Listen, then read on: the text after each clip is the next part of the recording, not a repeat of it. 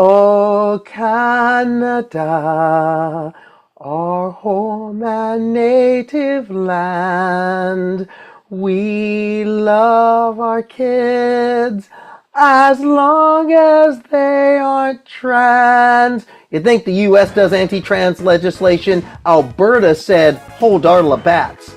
Activewear, being transphobic in activewear. Transphobia's fashion brand says they've upped their bounty now, and their lead brand ambassador has been shown to be lying. Teammates dropped dime on her to Pablo Torre.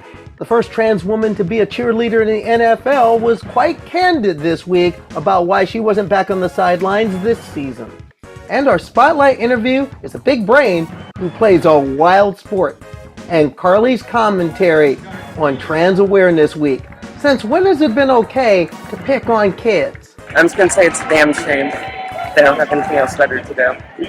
I hope they get a life, but oh hell. Hello again, everybody. This is Transposition Sports. I'm Karleigh Chardonnay-Webb. Right at the top, the Alberta government has tabled legislation that seeks to invoke the notwithstanding clause to shield a suit of bills from legal challenges that affect transgender youth and adults in the province.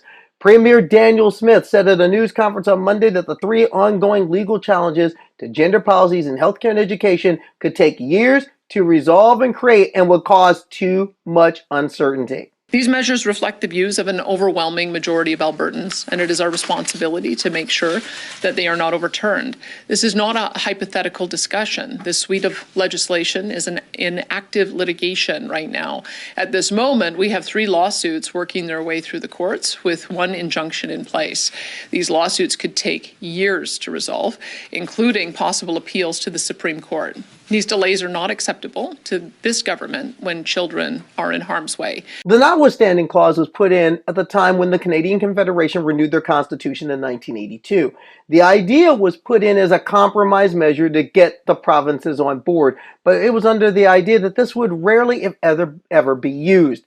Well, Alberta's United Conservative Party government has used this twice this year alone, once to break a teacher strike, and now this, to protect a bill that will replace restrictions on gender-affirming health care in the province. Another that would essentially shield Alberta schools, colleges, and universities from anti-discrimination laws pertaining to transgender people, and a law designed to prohibit transgender student athletes, girls in particular, from school, college, and university sports. Even though, in the case of colleges and universities, both the Canadian College Athletic Association and U Sports, the governing body for the large schools in Canadian sport, allow transgender student athletes to compete under certain regulations. Now, the response across the province and across Canada has been a lot of anger. A lot of people are already preparing with continued protests against this use of the notwithstanding clause. Seeing my government target such a small amount of our provincial population is absolutely appalling when truly we're just trying to live our lives. Bill 9, look how small that is. Look how thin that is. In only 2 pages, this premier shreds any credibility she has as a libertarian. In only 2 pages, this government says they don't care about your fundamental human rights. When a government uses the notwithstanding clause to strip away your rights, it is not just targeting one group, it's attacking the very foundation of our democracy. One of the most prominent voices in opposition, former CFL player Maven Maurer. Now, Maurer came out last year, and in fact, she was on our forum and told this reporter that she plans to use her voice. This week, she showed she was a woman of her word. I've heard that the Premier of Alberta, Danielle Smith, wants to invoke some kind of notwithstanding clause so she can bypass the rights, our basic human rights, without the court's interference. And she wants to take away the rights of our trans youth. She wants to take away gender-affirming care. Danielle Smith has aligned her beliefs and her morals with that of President Taco, and we all know what that man's done. So if you are in favor of Danielle Smith, Alberta Premier, and the Conservatives, your beliefs and morals are in line with that of President Taco. Think about that. Because without gender-affirming care, I wouldn't be here. And revoking that from our trans youth will put lives in danger. South of the border in Maine, a group seeking to place a ban on transgender student athletes claims that they have 60,000 of the 68,000 signatures they'll need by February to get a ballot measure on the 2026 docket for the elections next year. We told you about the Maine girl dads a couple of weeks ago, but we also pointed out the links they have to big transphobia. The head of the group is his brother is an executive with the well-known anti-trans group Turning Point USA. And another part of big transphobia had a big announcement that they seem pretty happy about. Now, we told you last week about the XX-XY, we'll call it what it is, a bounty saying that they'll pay $30,000 to any NWSL player willing to drop dime on a teammate claiming to have differences of sexual development. Well, when we pointed that out in Outsports, this is what Jennifer Say had to say, quote, "The going rate is now $35,000. And she seemed kind of happy about it.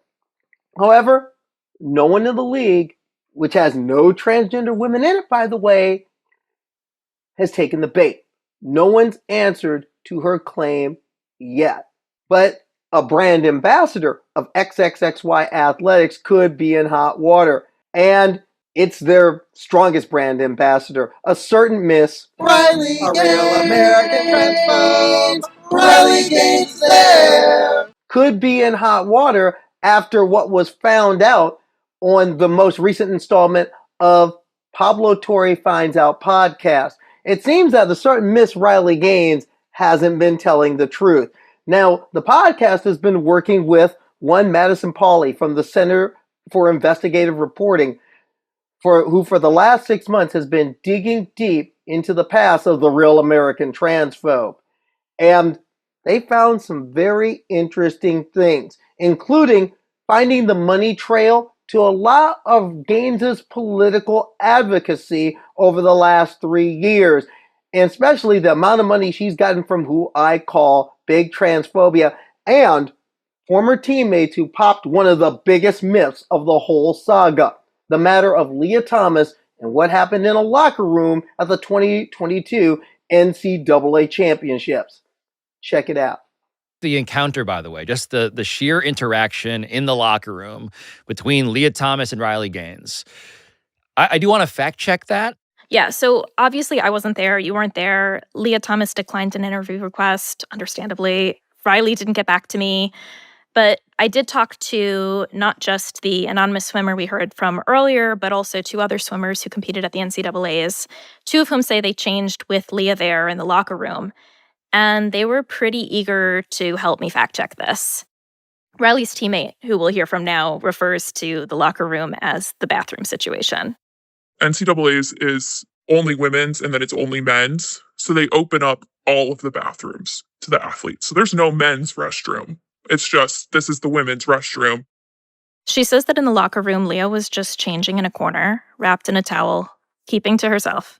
We're all very comfortable being naked. People don't usually cover themselves with towels to change or like go in bathroom stalls or anything like that. But any of the times I would see her in there, she's like wrapped in her towel. She's turned around, not facing anyone. I felt bad for her. I was like, she didn't ask to be put in this environment with these people and treated this way. She just wanted to come and swim. Now, if you want to know more, better yet, if you want to hear the entire podcast for yourself, the links in the liner notes and memo to Pablo Torre. Once again, my friend, well struck, but also it wouldn't hurt if you also had a trans voice or two when talking about these issues on your podcast. Hashtag just saying. 2 years ago, the Carolina Panthers picked a woman named Justine Lindsay to be a part of their cheerleading squad, and she became the first transgender woman to be an NFL cheerleader ever. She became a fan favorite in Charlotte, but this season, she wasn't on the sidelines. And in a candid interview earlier this week with Gay Magazine, she spilled the tea as to what really went on. I really want me to drop the T because I can drop the T Oh, now. please drop the T. Okay, Please. y'all ready? Y'all got y'all popcorn? Get your Okay. popcorn. Yes. Oh God. Okay, I'm gonna say this, and it's I'm not trying to be rude, disrespectful, or nothing. I was cut Oh my God. because I'm trans. What? Hold on. Go ahead. I Oh, was cut because I'm trans, honey. So I don't want to hear nobody saying, "Oh, she didn't want to come back." Why the hell would I not want to come back? Excuse me. Am I allowed to say that? oh no, you good. Let it all out. You good. We good. Okay, yeah, This yeah. I'm is about to say, free. like, This is why would I free. not want to Oh come yeah. back to an organization that I've been a part of for 3 years? That makes no sense to me. So, yeah, I got cut. And I was devastated. You know, like it's saying, you know, I was hurt. I was hurt. Oh my And goodness. so when the article came out this year that, you Right. know, I'm returning, mind you, again, all of those people that I announced, all of my teammates, they Yeah. know the truth. Yeah. So No. if you all go back to, you know, the calendar shoot and the photo, I'm not on Yeah. that. Yeah, I was cut this season. Oh my goodness. I'm sorry to hear that. I did not know that. I'm sorry to A hear that. lot of people didn't know that, and Right. 'Cause so yeah. you can only imagine Yeah. the amount of little girls and little boys whose parents reached out to me and they were saying, you know, because again, you're Mhm. getting all these different articles, so you don't know what's real or what's Oh, fake. right. And so, Yeah. you know, when you get the articles and people are saying, you know, oh my gosh, like we can't wait to see you on the field this season. It's like, what do I tell them? What do I Yes. tell the kids? And I think, you know, I'm not throwing shade at the organization. I mean, I love them down. I appreciate Right. everything that they've done for me, but I just felt like, you know, I was done wrong, and it wasn't just me. It was some other people. But I was done wrong, and I felt like they wasn't even looking at the bigger picture as far Mm. as like who I was changing lives for. Right. You know, I had so many parents reaching out to me, even my first year on the team. They were, you Mhm. know, saying, "Oh my God, we're so proud of you," or, you know, "I have a trans son or I have a trans daughter, Right. you know, look up to you, you know, thank you for all that you're doing." And so it's just like, you know, it was like a big slap in the face to not only Yeah. me, but for the The youth. community and And everybody. this was right after the whole Trump getting president. Oh my goodness. Oh my goodness. I'm So so there you sorry. go. That's the bomb. That's the bomb Oh my drop. goodness. Lindsay said this door's closed, but more are open, and some of those are in the league. This was part of a 90-minute interview. Watch the whole thing. I did, and it's worth it. We'll have the link in the liner notes for you. When we come back to Transposition Sports, our spotlight interview. A big brain with a PhD who plays a wild sport. We talked to Cricket Temple, who thrashes around in footy. That's coming up. This is Transposition Sports. I'm Karleigh Chardonnay-Webb, and we go to the break with some voices surrounding Trans Day of Remembrance 2025. We'll be back. I know there's a lot of controversy and misunderstanding. I say be patient, listen, learn, and love people. If you resort to a religious context, let it be one that is rooted in love and not punishment and not adversary. And I think it's really important that we highlight the many ways that we can love each other and respect each other, because that is what is going to save our human family and teach us how to be gentler, loving, nonviolent beings. We out here humanizing robots and dehumanizing trans folks. And I think that it's really important for us to look at the times trans people are being banned along with the books. And trans people are being banned along with women's rights and people's rights to have any type of bodily autonomy. And so it's just a larger context and a bigger heart to understand it all. I lost a trans friend recently, and I didn't even think to ask why. It's that obvious. Trans Day of Remembrance is the final day of Trans Awareness Week, and people are not aware of trans people, at least not in any legitimate way, and that's what allows the media and politicians to paint us as wreaking havoc on the world, from the bathrooms to the basketball courts. Our society favors neat, categorical organization of human freaking beings as a way to maintain some as inferior to others. The most acceptable transness is the kind that you don't see, that you don't hear, and that you can't pick out of a crowd. This week is about our refusal to dissolve, our refusal to perpetuate a binary world that has caused us so much heartache, so much pain, so much loss. Today we honor the resistance of all of those that came before us. All of those brilliant trans people that we lost too soon, disproportionately trans women of color. How are you showing up? To your knowledge, do you have trans people in your life? If you did, would they be comfortable disclosing to you that they're trans? How do you talk about transness, about gender in general? Being trans is as common as having red hair. Whether you know it or not, you are interfacing with trans people. And it's very important to remember that the type of environment that your energy lends itself to plays a pivotal role in our collective momentum toward a more collaborative, more loving society in which all of us can be who we are out loud. Look over to your neighbor and say right now, Saint. Saint. Saint. We are courageous and we are strong. We are courageous and we are strong. Man, church. Our reading here comes from Kimmy Floyd Reich. It's called Beacons. Beloveds, we were never meant to hide in closets. We were never to be spoken of in whispered corners by a world filled with others, afraid of their own reflections. We are from Flame of Channing's truth, Olivia Brown's relentlessness, in Lou Alcott's defiance of societal expectations, and Thoreau's solitude of freedom. Freedom of solitude. We are here. Heirs of a theology that says love is love, the soul is not gendered, that the covenants live in hearts, not in courtrooms. The laws can be cruel and narrow, but our faith is wide and widening still more. Until every child hears their pronouns and liturgies, and every parent of a trans child hears their entire congregation reflect back, you are not alone in the face of their fears. We have always been here. From pulpits to picket lines, from the ancestors you called heretics, to our kitchen tables where we sat with chosen families, speaking our truths into becoming real.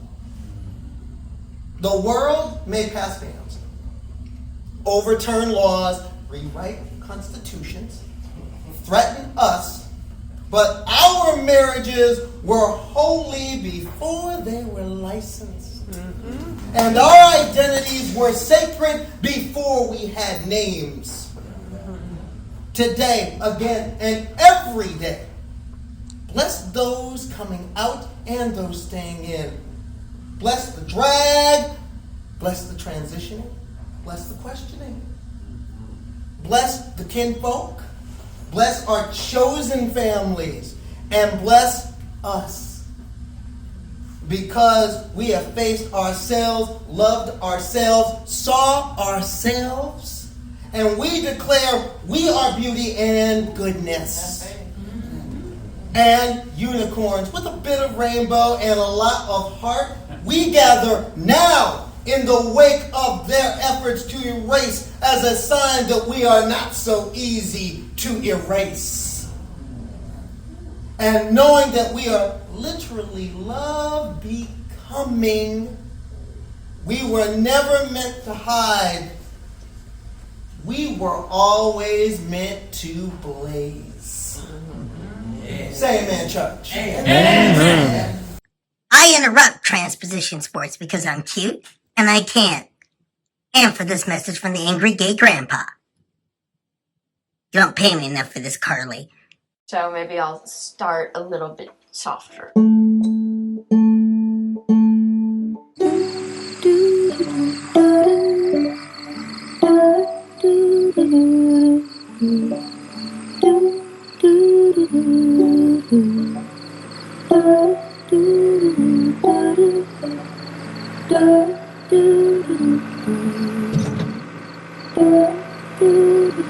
This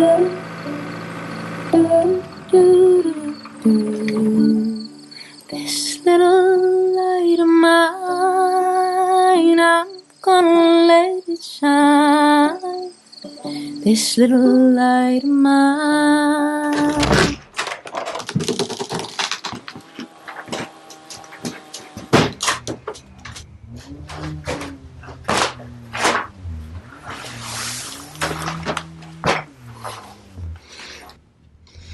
Dad?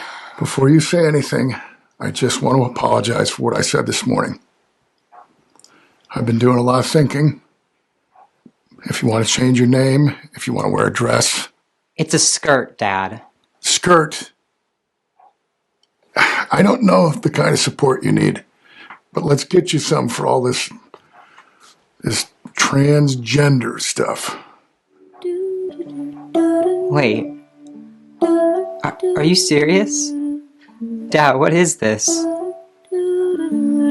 Oh, this is me supporting you. This is me saying I love you. This is me not losing you.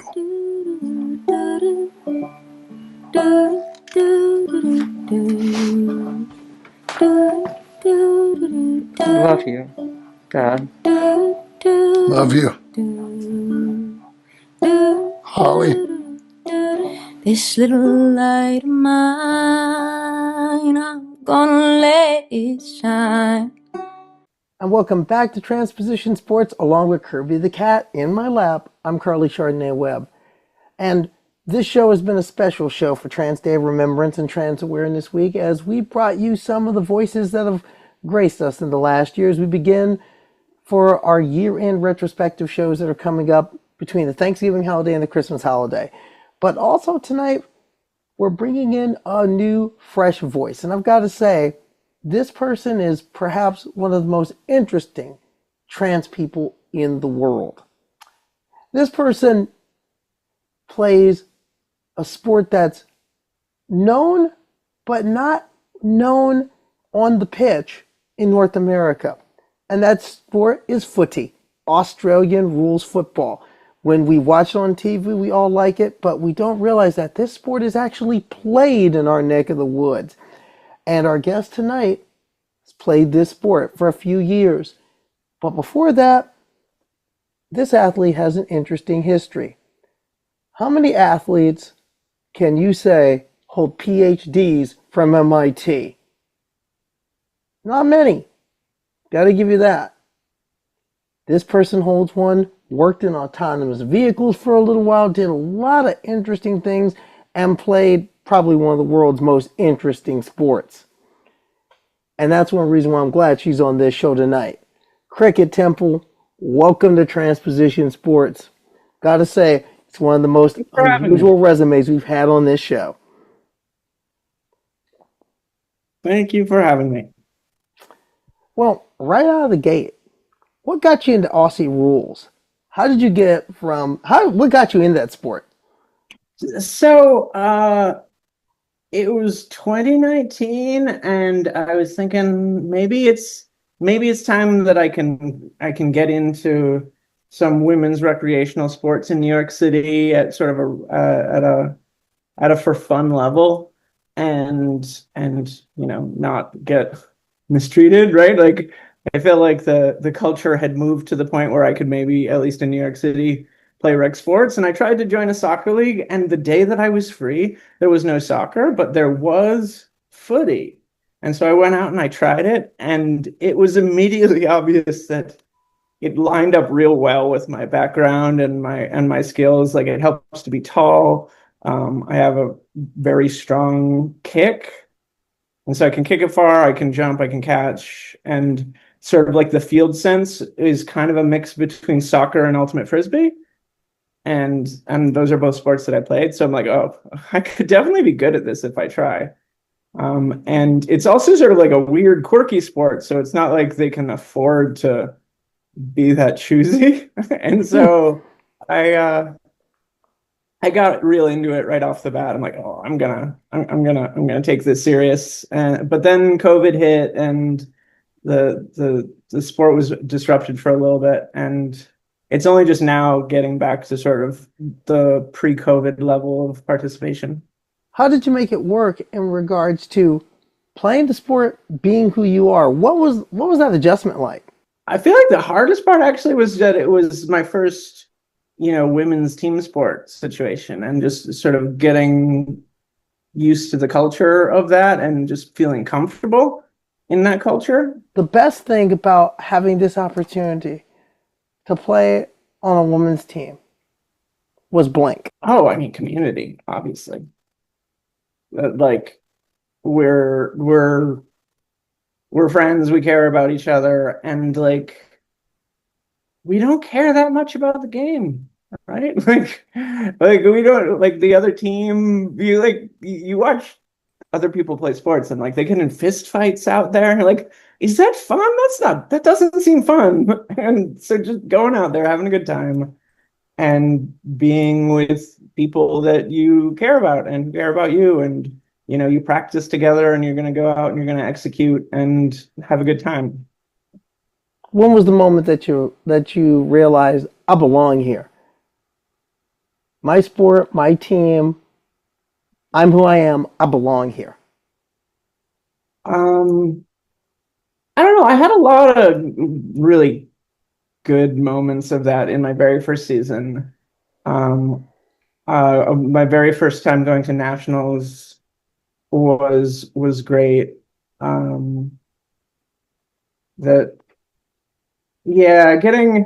Getting like invited right off the bat to go to nationals in my first season was pretty special. And like, I barely even knew the rules at that point, and they were still, taking a chance with me. And then, we went out afterwards and had a good time down in some crappy part of Florida, Sarasota. And it was a great trip. I feel like I knew I belonged at that point. And then, I don't know, 1 season later, I got MVP or something. And I'm like, oh yeah, I totally made it. This is a great community, and they value me, and this is wonderful. Now, how far back was that first season? 2019. So 2019, you got to nationals and got an opportunity to get on the pitch. What was it like just entering that pitch? Let's see. Yeah, they put me on a defensive position on this big girl on the other team, and my job was to just don't let her get the ball, and if she gets the ball, put her on the ground. That was my whole job. And it's a good thing to do with somebody who doesn't really know all the rules super good. So like, if I get the ball, I'm a bit of a liability that I'm probably going to have a penalty or something. So that they put me on somebody important, they gave me an important role. That was pretty special. And big boom crash opera as Temple flew in there and took out 2 Canadians, but it moves up to the far side. In your mind, as someone who's played the sport, someone who's been acclimated and accepted on a team, we believe in the Hope Giselle doctrine here. We're going to call a thing a thing. Mm-hmm. What do a lot of cis people who are caught in the hysteria don't understand about what the real issues are? It's complicated because, like, on the surface, it seems like there is, in fact, a fairness question, but like, it really doesn't survive scrutiny, right? That sports have rules, and those rules are designed to make the sport more fun, and usually making the sport more fun is to make it more fair. But also, at the same time, you want your sport to be inclusive. You want to have lots of different people able to play it, right? And so there's always sort of a bit of a compromise when you're just designing a sport of, are you going to make it so that only people who are taller than this height can play, that isn't a very good design for a sport. But at the same time, it's hard to make a good sport that doesn't have natural advantages, like, for example, height, like I have, right? I'm one of the taller people, and I play a position where height helps. And so clearly, the fact that people who went through male puberty are generally a little taller on average might seem unfair. But at the same time, if that were really a problem, you would have a height limit. You'd be like, you can't play that position if you're over 6'1" or something. Like that, if that was really what you cared about, that you wanted to make sure that it wasn't just the tallest people, you'd be like, okay, let's have it be limited or have it be weight limited, which often is a reasonable solution. So one of the things that bugs me the most about rugby is like they did that whole study about how when bigger people crash into smaller people, the smaller people get injured. Therefore, let's ban trans women. When like the logical conclusion there is, therefore, let's have weight classes. Right? Like that's sort of what. But see, here's the interesting thing about rugby. The rugby information was based on cis men comparing to cis women.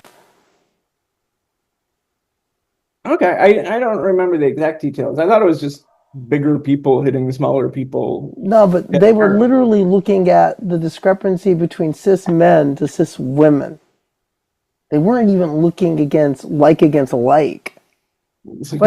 either way, and that's something we had talked about in like some of the pre-interviews.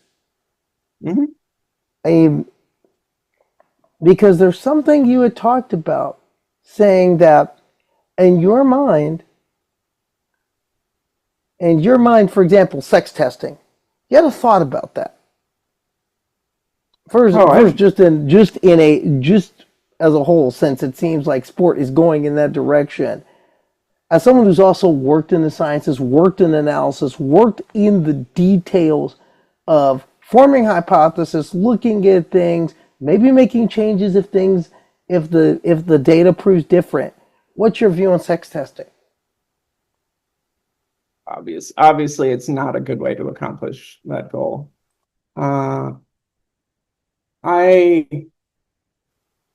If we're going to be objective about it, the burden of proof clearly is on the people who want to exclude trans women, and they are utterly failing to meet that burden of proof. Going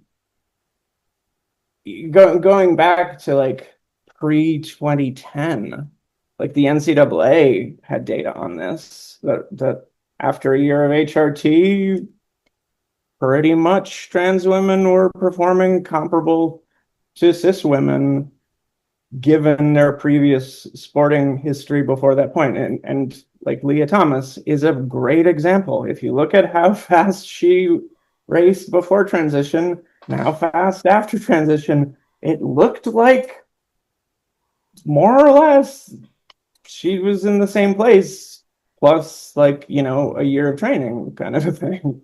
Like it seemed like it was working great.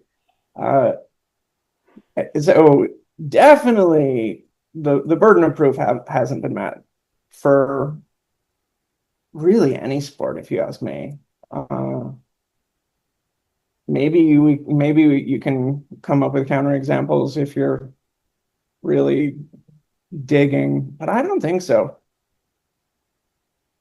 It has not been proven that after a year of HRT that a meaningful advantage still exists in any cases. And like I've seen the things that the anti-trans people are talking about, like the World Athletics study, right? It's not convincing, right? The burden of proof needs to be their responsibility. It isn't that trans women should have to prove that they're exactly equal to cis women. They need to prove that there is a difference that's disruptive to the sport. Now, one thing, and this kind of goes into just the reality of being trans right now.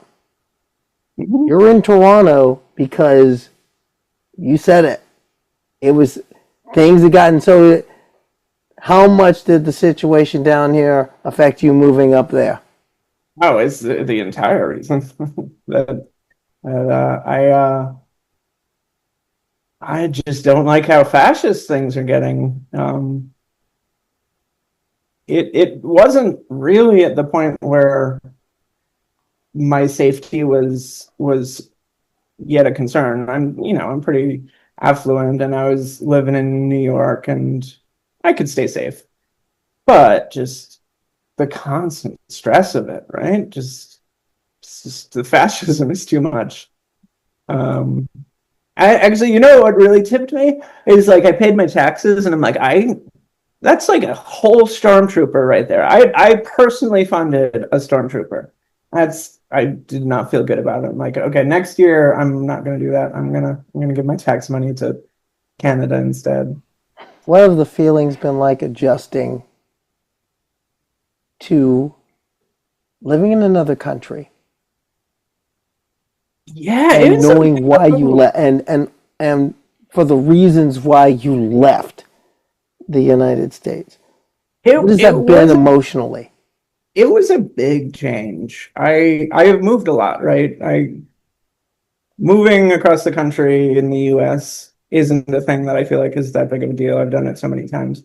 And so I kind of thought it was going to be like that, but it's very different, right? Like all of your bank accounts all are canceled. You got to get new insurances, you got to get new accounts for everything.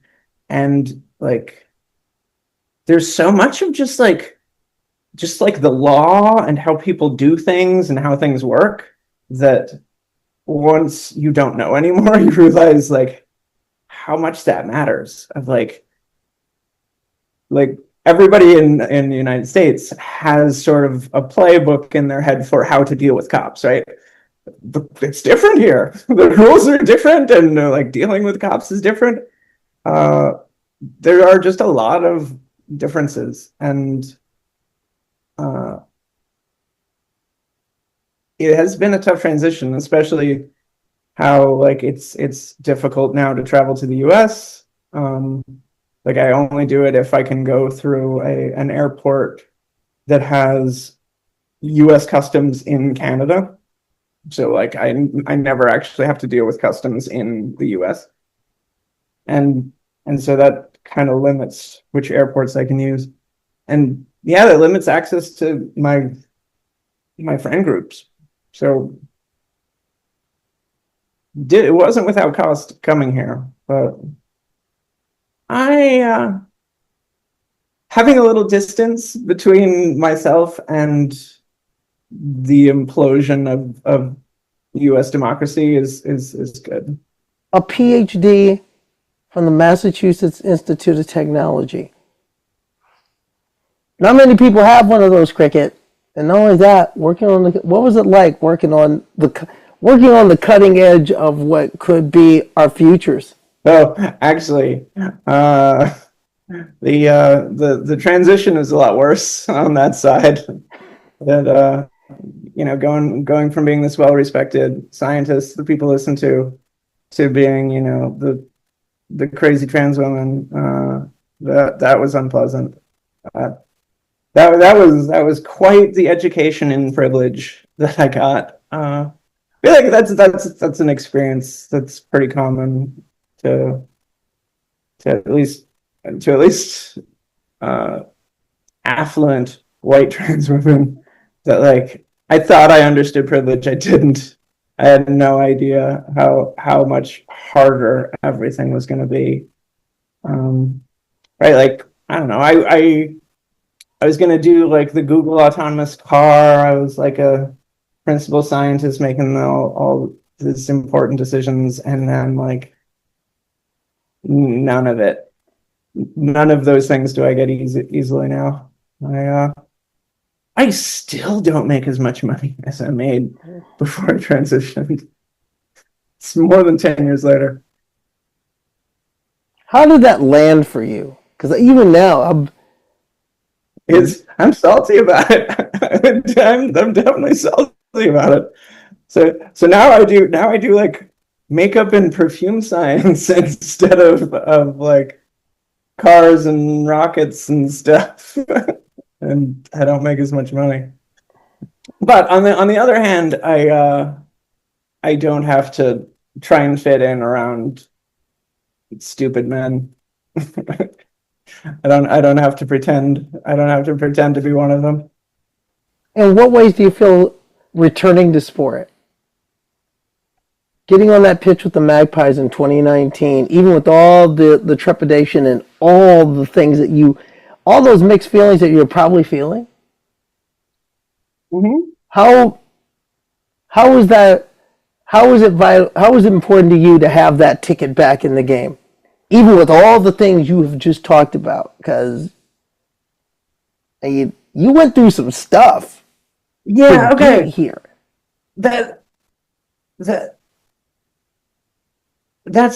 the thing. Is like, if I sucked, if I were terrible at footy, I'm sure people would have been fine, right? They're like, oh, it's just a trans woman, and that's fine, it's inclusive. But the thing is, I wasn't sure if I was going to be allowed to be good.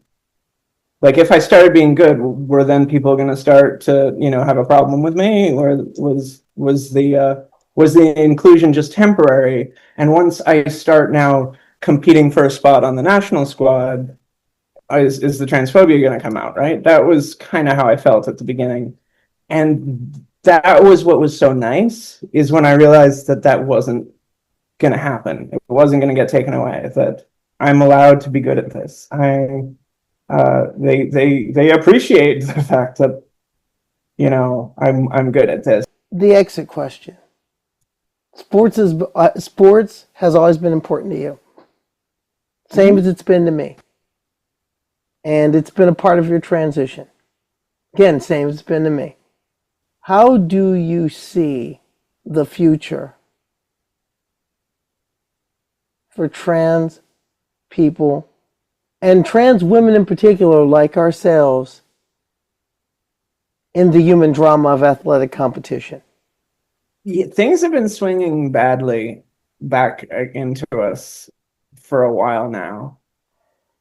And that's going to take a while to reverse, but it will certainly reverse. I think you can already sort of see the dichotomy in the genetic testing for high school kids. Like, are you insane? Like, people are talking about that with straight face. Like, I'm pretty sure saner heads will prevail sooner rather than later on that type of thing.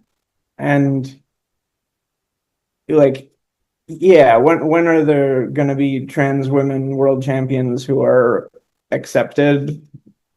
It'll be a while still. But like, I think this is a phase that like the Alberta law, for example, it's a phase. This is just the extinction burst, as some people call it, of a particular type of conservative misogyny, right? It's just classic men are better than women misogyny, and it isn't even really about trans people. And once we sort of get that out, get that done with, right? Once the sort of MAGA conservatives are all put out to pasture, I have very little doubt that we will have sane inclusion at the school level and at the recreational level, and we will see that relatively soon. Will like World Athletics figure their shit out? I wouldn't hold my breath that that's going to happen anytime soon. But I think what makes sports good and what makes sports awesome isn't the elite level stuff. right? It's the fact that people go out and they have fun and they make friends and do all that. And it's pretty obvious that inclusion is what you want. So I have been really disappointed by how things have gone over the past 3 to 5 years, but I think it's just part of the culture war, and it's a war that honestly we've already won. It might not feel like it, but we've already won the culture war, right? Like, I would say the tide turned in the mid-90s during AIDS, and we're just still mopping up. We're still mopping up the battles, but the main war has already been won. Good people understand that excluding people because of things about their, about their bodies and about their childhood or whatever, like excluding people for bad reasons is not a thing good people do. Right? Everybody kind of understands that, and we just have to get people to understand the details. Well, I'll tell you, if nothing else, that is a hopeful view of it, and it's fired me up to keep going as well. Cricket Temple, thank you for being on Transposition Sports tonight. Thank you for having me. Have a good night. Thanks again to Cricket Temple for joining us on the show, and we end things up with Karleigh's commentary. And I have a question. Coming off of Trans Day of Remembrance 2025, in a year that myself as a trans person, as a journalist, and as an athlete, I think a lot of the community as well would want to forget. And the main reasons I'd want to forget is the way trans youth has been treated this year. Imagine being a transgender person, say a transgender girl in high school, could be anywhere in this country, who just wants to walk onto the course in cross country or onto a court or on a field and play a game, and they're met with protest, or they're met with things like this. That's a boy! That's a boy! That's a man! Or they're met with the nonsense that Ada Gallagher went through last year. Or what Veronica Garcia has gone through twice. Veronica Garcia! You know, with all that, I don't blame what Garcia said in frustration after being booed last year. This in the most PG-13 way. I'm just going to say it's a damn shame. They don't have anything else better to do. I hope they get a life, but oh well. It just shows who they are as people. I'd like to ask all the professional transphobes, especially since you gin all this up, when did it get to be okay to pick on kids? Can you answer that for me? When was it okay to pick on kids? Why is it okay for a bunch of parents to be at a cross-country meet yelling at a kid? Why is it okay for a bunch of parents to be picketing one kid, or for an entire team at a school to do it with the backing of that school's administration? Why is it okay to dox a kid like what certain members of the run-and gun right-wing anti-trans media did in Michigan for the last couple weeks? To a kid who we don't know if this kid's trans or not, but you're willing to dox this kid and harass this kid just in case. And the real sad thing is the number of adults, the number of people out there who believe it, and the schools and governing bodies who don't nip this in the bud and leave some trans kid to have to defend and protect themselves and leave their family to do it when a community should be. It's things like that that lead to situations like Aaliyah Smith. Alberta Premier Danielle Smith, I haven't forgotten about you. You're picking on an entire province of kids, and now picking on trans youth that by using a provision to block the constitutional consequences of the action of trying to take away their rights. And it comes down to the simple facts, ma'am, that you just hate kids, trans kids especially. And that's one thing I would encourage all of us who are claiming allyship in this moment, coming off Trans Awareness Week, coming off Trans Day of Remembrance, to stand in this moment and stop being genteel with these people. Start calling them what they are, bigots and fearmongers. Stop saying just, we disagree, and start saying, you know what, you just hate trans kids, and you just hate trans people. You need to just be honest with that, because that's where you're at today. They're picking on kids, let's call it that.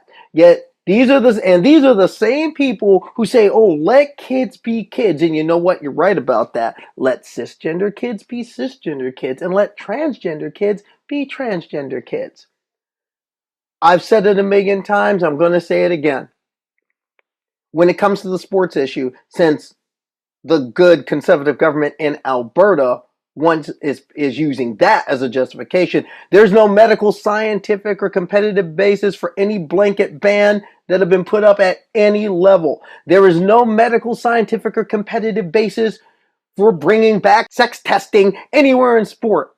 The person who discovered the science behind the SRY gene chromosome testing that's being used at a lot of levels in sport says this is a bad idea to use that research for this purpose. I think if the science is saying that this is a problem, I think we need to listen. And why are they picking on kids? We understand it's profitable. Earlier in the show, we told you about Riley Gaines, and she goes after high school, hell, middle school kids. And she's been doing it for the last 3 years and making a little bit of coin doing it. You really think that a group of guys at a pub in Presque Isle or Lewiston just cooked up this Maine girl's idea? No, they're being financed. They know what side the bread's buttered on. Why do you think Riley Gaines was in Maine this week? How in the world did it get her there? She's not a cheap speaker to get. And at a rally in March where they kicked off this whole thing, they brought in noted political detransitioner Chloe Cole. And you know she doesn't come cheap. You think a bunch of dudes sitting in a bar took up a collection to have this? No. Somebody paid her freight to be there. Somebody with deep pockets and an axe to grind. And they're even paying people to take those petitions up there. And they're going to get those signatures. It's going to be on the ballot in Maine most likely next year. And then those same big checkbooks are going to pour a ton of money and bring in all those high-priced, high-powered influencers up there to come after kids up there. Which is going to be incumbent on those of us who really believe in human rights and human values to fight them tooth and nail and win that vote. You know, I don't like any form of discrimination, and I don't like bigotry. But I hate it most when it's being directed at the most vulnerable. And trans kids are the most vulnerable of the vulnerable population in question here.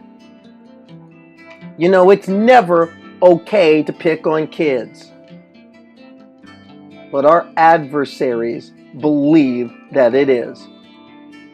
So it's time to stop being nice to them. It's time to take a stand. For Transposition Sports, I'm Karleigh Chardonnay Webb.